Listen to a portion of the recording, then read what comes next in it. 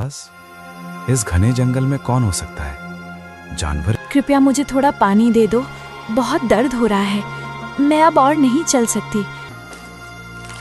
मैं एक नागिन हूँ, एक इच्छाधारी नागिन, और ये जख्म किसी जानवर के नहीं है। एक श्राप, एक बहुत भयानक श्राप है मेरे ऊपर। श्राप? कैसा श्राप? और तुम्हें ये चोटें कैसे आईं? अगर तुम नागिन हो तो तुम्हारे पास तो शक्तियां होंगी।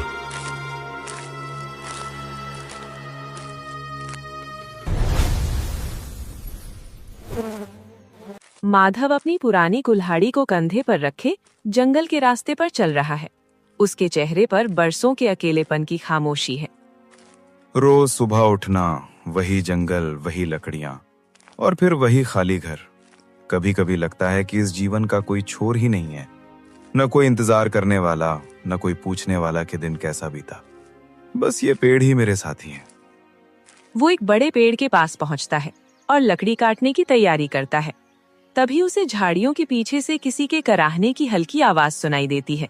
वो ठिठक जाता है। ये आवाज? इस घने जंगल में कौन हो सकता है? जानवर की आवाज तो नहीं लगती। कोई मुसीबत में है शायद, मुझे जाकर देखना चाहिए।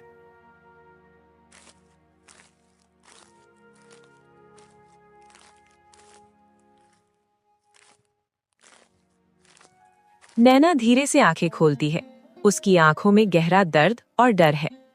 हे भगवान, ये तो कोई लड़की है, इतनी बुरी तरह जख्मी, और इस सुनसान जंगल में। सुनो, क्या तुम मुझे सुन पा रही हो? तुम्हारी ये हालत कैसे हुई? पानी, कृपया मुझे थोड़ा पानी दे दो, बहुत दर्द हो रहा है, मैं अब और नहीं चल सकती, मेरी मदद करो। घबराओ मत, मैं यहाँ हूँ। ये लो पानी पियो। मैं तुम्हें यहाँ इस हालत में नहीं छोड़ सकता। मेरा घर पास ही है, तुम्हें वहां चलना होगा। को खाट पर लिटाता है। वो जल्दी से कुछ जड़ी बूटियां और गर्म पानी का कटोरा लेकर आता है। ये जंगल की दवा है, थोड़ा जलेगा लेकिन इससे खून बहना बंद हो जाएगा और दर्द में भी आराम मिलेगा। तुम चिंता मत करो, तुम सुरक्षित हो यहाँ। माधव बहुत ही सज्जनता से उसके घावों को साफ करता है और लेप लगाता है। मैं बरसों से इस जंगल में रह रहा हूँ, पर मैंने कभी किसी इंसान को इतनी गहराई में आते नहीं देखा, खासकर किसी लड़की को। तुम्हारे साथ ये सब कैसे हुआ? क्या कोई जानवर था या? तुम बहुत अच्छे इंसान हो, तुमने मेरी जान बचाई है, इसलिए मैं तुमसे झूठ नहीं बोलूंगी। लेकिन सच जानकर शायद तुम्हें यकीन ना आए, या शायद तुम डर जाओ। मैं बरसों से अकेलेपन के सिवा किसी चीज से नहीं डरा। तुम निसंकोच बताओ, आखिर ऐसा क्या सच है जो एक जख्मी लड़की छुपा रही है? मैं तुम्हारी दुनिया की नहीं हूँ माधव। मैं एक साधारण इंसान नहीं हूँ, मैं एक नागिन हूँ, एक इच्छाधारी नागिन, और ये जख्म किसी जानवर के नहीं है। माधव स्तब्ध खड़ा है।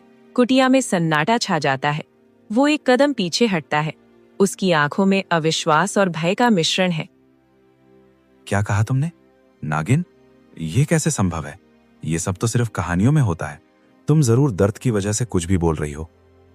यही सच है माधव, मेरी दुनिया अलग है, लेकिन मुझे मेरी ही दुनिया से निकाल दिया गया है। एक श्राप, एक बहुत भयानक श्राप है मेरे ऊपर। श्राप? कैसा श्राप? और तुम्हें ये चोटें कैसे आईं? अगर तुम नागिन हो तो तुम्हारे पास तो शक्तियां होंगी। शक्तियों का क्या मोल जब तक तकदीर ही रूठ जाए। मुझे श्राप मिल